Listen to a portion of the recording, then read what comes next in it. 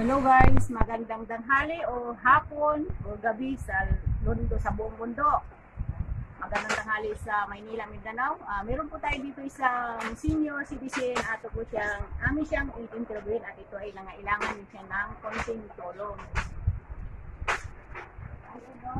Ayo. Pwede ba kitang interview no? Ano dili? Pwede. Kung tanong ikaw, dili ka pala. Orong ato to may nailabi nga. Sige, mo dito dito.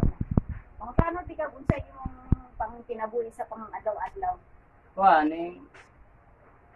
Ginag mayroong panimaol dayong may abot akong baol, may akong kaunon. Tapos Dayong at sa imong pang araw-adlaw, paano ka makapalit og bugas? kuani. Kailangan? Magpatuhor sa kampo. Mamunlay. Mamunlay ka, mga mo, unsa man diya, mga hoy. Maguma. Mga hoy. So guys, ito si Mano, ang sa ngalan nimo no? Maktimol Kiglot. Magsimo, unsa ning lugar? Sityo Naga. Naga.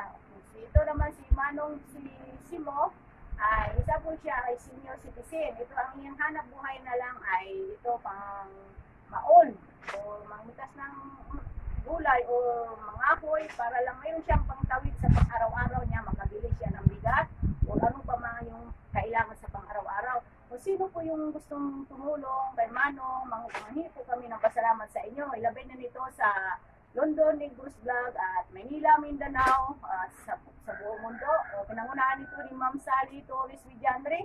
Magpasalamat po kami sa inyo, Ma'am, at wala kayong sawang magsuporta dito sa mahihirap mga tulad namin.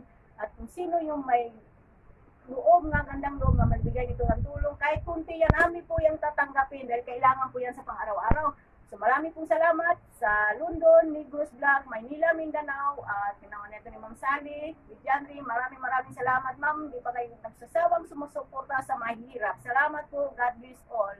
Thank you. Okay na. Palong mo na ni. Apa nga?